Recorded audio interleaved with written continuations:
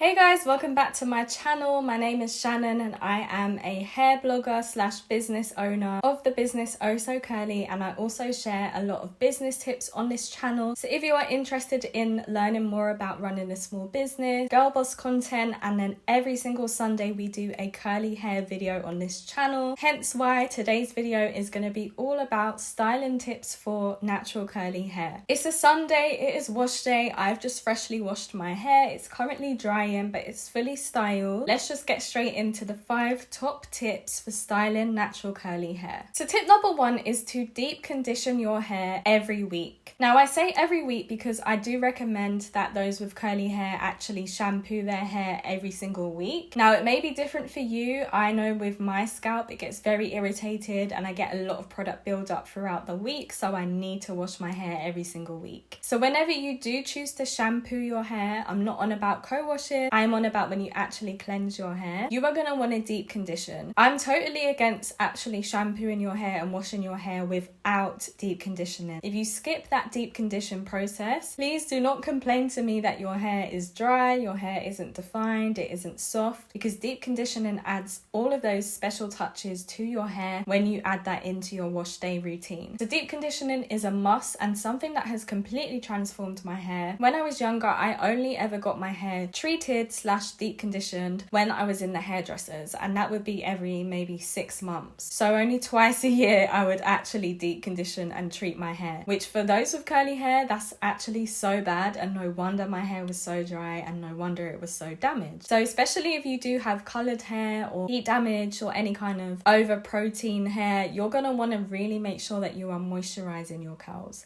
and deep conditioning helps with that. A bonus tip for deep conditioning weekly is to add in some kind of thermal heat, or just use like a layer of shower caps, a layer of bonnets. I like to use a shower cap and then a bonnet on top of my shower cap, and it becomes like a greenhouse for your hair, and this really helps for your deep conditioner to actually penetrate into the hair. Those with low porosity like me, we will get into porosity later on in this video, but those with low porosity hair like me, they find it very hard for product to get into your hair. As you can see, a lot of the product that I have applied on my curls after washing is actually just sitting on top of my hair, and it takes quite a long time for it to soak into the hair, and that's because of my actual cuticles are very tight together. Whereas if you apply heat, it slowly starts to open up the cuticle, similar to how heat and steam actually opens up the pores on your skin. So that allows the product to seep into the hair more. So you want to make sure that you add some kind of heat. There are loads of products on the market, thermal heat caps that you can place in the microwave, some that warm up on themselves, and you can also just do it the DIY way where you put multiple shower caps on your hair, or get yourself an Oh So Curly bonnet and you can put the bonnet on top of your shower cap, or plastic bag. It really doesn't matter which one. Now my second, and I should have put this first because it is the most important curly hair tip that I tell everyone. Crazy enough, it isn't really known for those who are new to the curly hair tips and the curly hair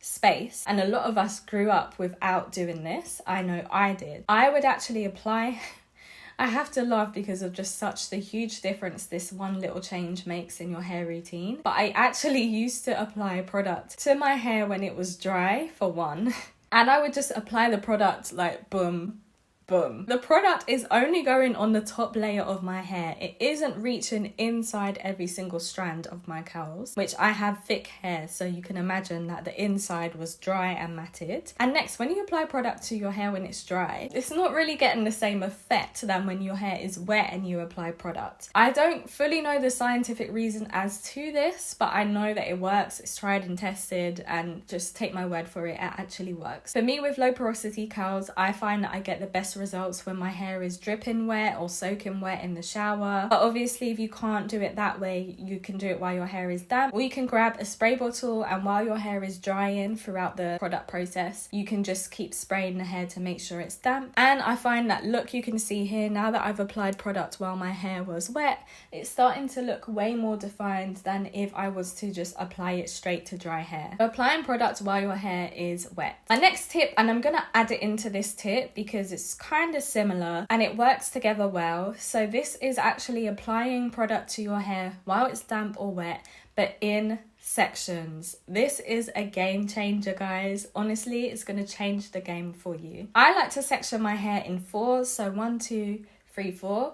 You can section your hair even more than that. I'm just so like, I was gonna say skilled, that's kind of like tooting my own horn, but I have a lot of years of experience of doing my hair, so I can get through it really quickly now. But in the beginning, I would section my hair into maybe even 4 on one side, 4 on the other. And that is when you want to go in with your hair product and you want to really go through every single strand. So if you look at my hair, you can see that every single part of my hair is moisturized and it's starting to define, and that's because I actually sectioned my hair and I applied the product section by section. You don't want to leave any part of your hair untouched because that's going to cause a lot of dryness and frizz, and you will notice that the outside of your hair will look good, but it will start to expand because this part is really dry and matted and just frizzy, and it's gonna, you know, make the whole aesthetic of your curls just not look right. So make sure that you are applying product and layering in sections. My third tip is actually to find out what your hair's porosity level is. If you are new to the word porosity is basically, it's a way of identifying how your hair reacts to water. Now with me, with low porosity, water tends to sit on top of my hair, so you will find that it takes a while for your hair to get wet, and that sounds crazy, but if you are in the shower, you will find sometimes that it takes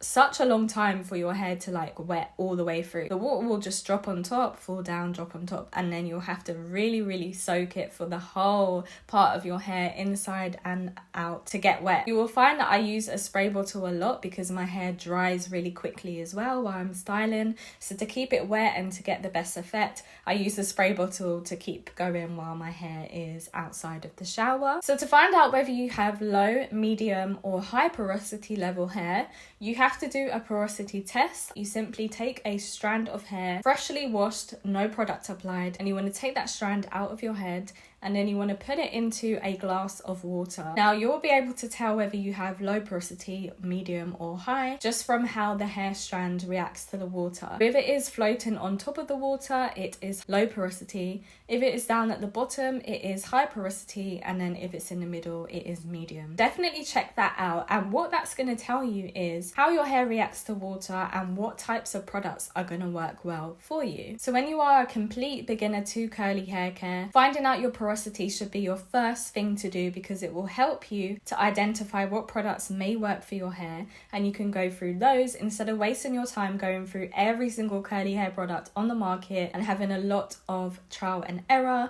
You can simply go directly to the ones that work for your hair porosity. Now my fourth styling tip is identifying what kind of curls you want to have. So the way you decide to detangle your curls can actually affect the look of your curls once it is dry. I like to finger detangle, and that leaves me with a very natural look. As you can see, I don't mind a bit of frizz when it dries. I like the natural look. This is my natural curl pattern. I've grown to love my hair. It has got better over the years thanks to me learning how to look after it, but I don't feel the need to manipulate my curl pattern as much as I did before. Now if you want to change your curl pattern, there are different techniques you can use. So there is the technique where you use a Denman brush, and that kind of brush actually clumps your curls together. So if you prefer the more clumped together look when your hair is dry, you can use a Denman brush. You also can use the finger curl method where you use your fingers to detangle, but then you go in section by section and you actually twist your hair with your finger, and it creates this kind of like Shirley Temple curls, like a little coily curl, section by section, and when it dries it looks really cute and nice, but it's just a different curl pattern to what you have here. Definitely try out different detangling methods and see what you like. Everyone is different, obviously, you're going to have your preference. But another thing I want to mention when it comes to the topic of detangling is to detangle while your hair is wet. Please, if you don't take anything from this video, please take down this tip and save yourself and your hair heartbreak by detangling your hair while it is wet. When your hair is dry, it's just it's pointless trying to detangle. You're going to cause so much breakage. It's going to be hard on your fingers, hard on your comb, on your brush, because your hair just isn't in the state that it needs to be to make detangling easier. When your hair is wet and if you want to add some kind of conditioner, I recommend a very cheap conditioner like the Tresemme Naturals, one that everyone recommended back in the day, because that is really cheap, so you don't mind using a lot of it just to detangle with, and then you're going to rinse it out anyway. So definitely grab a conditioner or just really wet your hair and section your hair and detangle in sections while it's wet from the bottom upwards. That's another key point. If you go from the roots down, you are going to cause so much breakage and it's going to be way harder to detangle.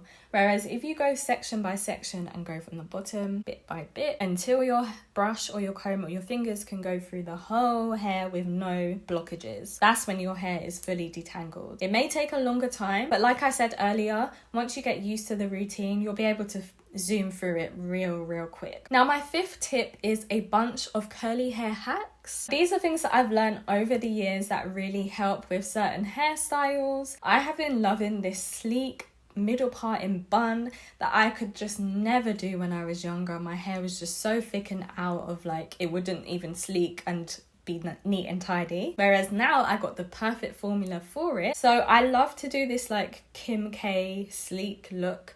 It just makes me look a bit more mature, and when I go out sometimes I like to have that look. I don't know why, I just like to switch things up. But a thing that I have learned over time to make my sleek bun even easier to style quicker and just get it done is midweek or a few days after wash day, I will do a braid out. So I will do one braid here, one braid here, one braid here, one braid here, and I will sleep with my hair in the braids and wake up maybe the next day or the day after and take the braids down. Now this really stretches your hair. I do have a bunch of videos on my channel covering the braid out and on my Instagram page, but it actually stretches your curls. So if you are looking for a more wavy look, the kind of like crimped or straightened and curled look without any heat, definitely test out a braid out or a twist out. So once my hair is stretched, it makes it so much easier to actually brush back. I'll use my braid out, and then what I will do is I will part it in the middle and then sleek it back into a ponytail. I can leave it in a ponytail and it won't shrink up because the hair is stretched, or it's just really easy to put into a bun